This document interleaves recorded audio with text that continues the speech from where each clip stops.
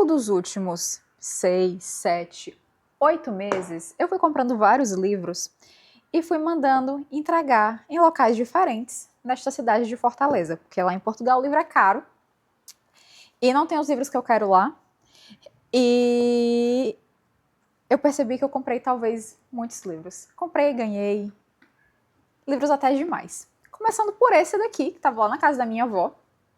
E a minha avó, quando esse livro chegou lá, ela falou que ela ia guardar muito bem guardado.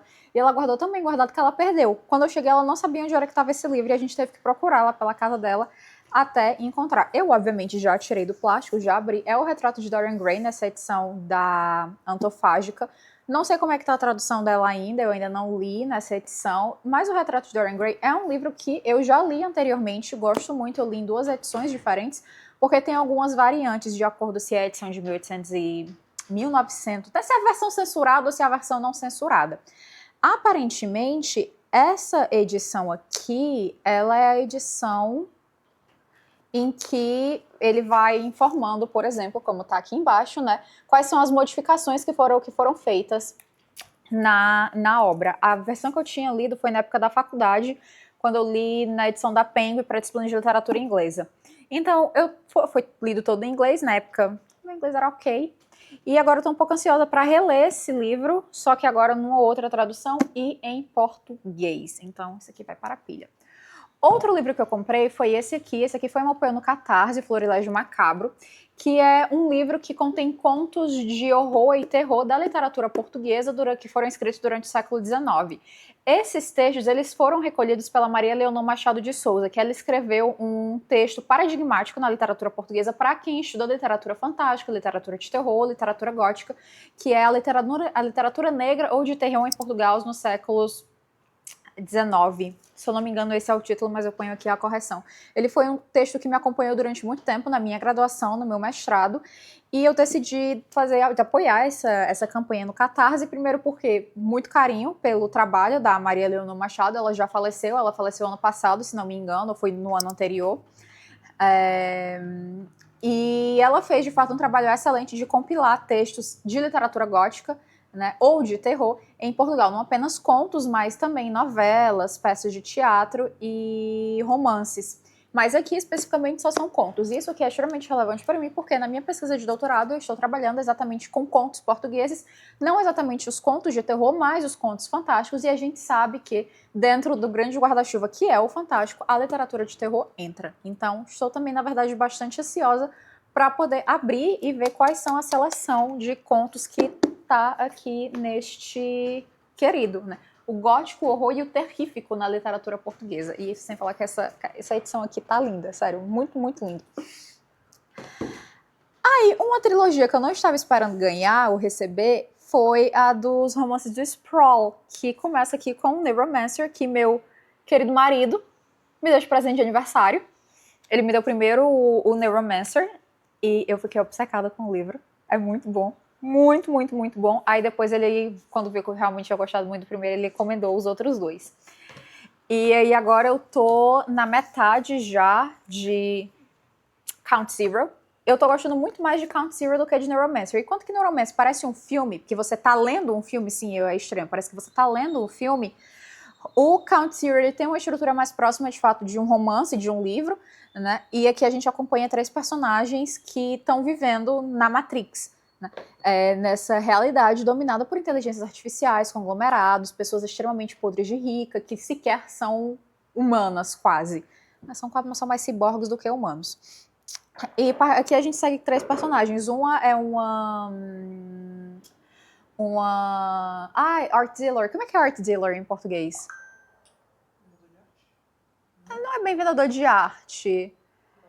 Curador, ela é uma curadora. Ela tinha uma loja em que ela vendia obras de arte, mas ela acabou sendo trapaceada, enganada, e ela perdeu o emprego, perdeu o namorado e ficou tipo, completamente depressiva, até que um colecionador excêntrico, podre de rico, pede para ela procurar um conjunto de caixas e pedras.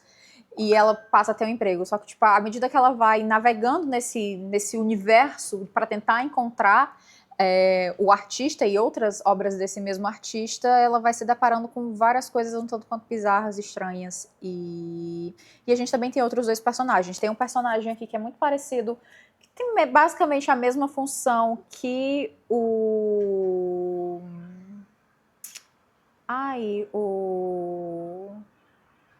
que o Case tem aqui em Neuromancer. Ele também é um agente, ele é um hacker ou um cowboy, porque aqui eles falam cowboy, mas ele é um hacker, é isso que ele é.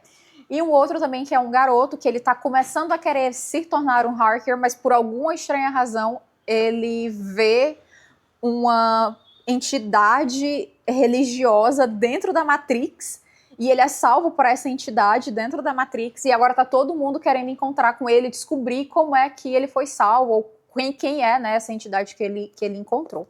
Mas eu só tô no meio da história, então assim, preciso saber o que é que vai acontecer.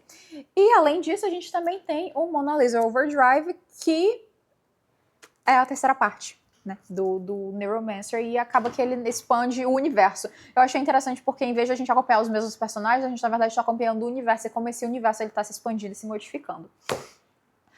Um livro que demorou para encontrar, mas consegui encontrar, foi esse aqui, O Conto Português de Moção Moisés, porque esse é um livro velho, como vocês podem perceber, da década de 70. Estava esgotado, já fazia muito tempo, mas consegui encontrar usado, comprei na Amazon, inclusive. E também é um texto para a minha tese, não é mais dissertação, para a minha tese de doutorado, porque, enfim, eu estudo conto português, né? E o Moção Moisés, ele fez essa compilação, essa coletânea. Na verdade, eu só precisava desse livro especificamente por causa da introdução, né, que é o conto na literatura portuguesa, que aqui ele vai falar um pouquinho sobre, tipo, a evolução do conto na literatura portuguesa, desde a sua evolução, do seu começo até mais ou menos a década de 70. Ele já tá todo marcadinho assim, é porque eu já comecei a estudar, né, porque, enfim, aparentemente doutorados não tiram férias. E, por fim, o último livro que eu encomendei foi a Obra-Prima Ignorada, do Balzac. Esse aqui ainda tá embalado, eu mandei entregar aqui também. Essa foi uma compra por impulso, completamente por impulso. Eu abri a Amazon, eu tava com desconto e eu falei, vou comprar, porque é isso, tá bonita a capa. Eu sei sobre o que é essa obra, não faço a mínima ideia. Já li alguma coisa do Balzac antes? Li um conto 10 anos atrás. E eu acho que era do Balzac, não lembro agora. Mas enfim, vi essa capa, achei ela belíssima e comprei. Foi uma compra por impulso, então não tenho muito o que falar sobre ela. Só que no dia que eu abrir, ler, aí sim eu posso comentar sobre. E essas foram os livros que estavam me esperando aqui em Fortaleza. Depois de muito tempo sem comprar livrinhos, é tão legal, tipo, comprar todos eles, abrir, ver. Adoro livros. É uma sensação tão gostosa. Enfim, é isso.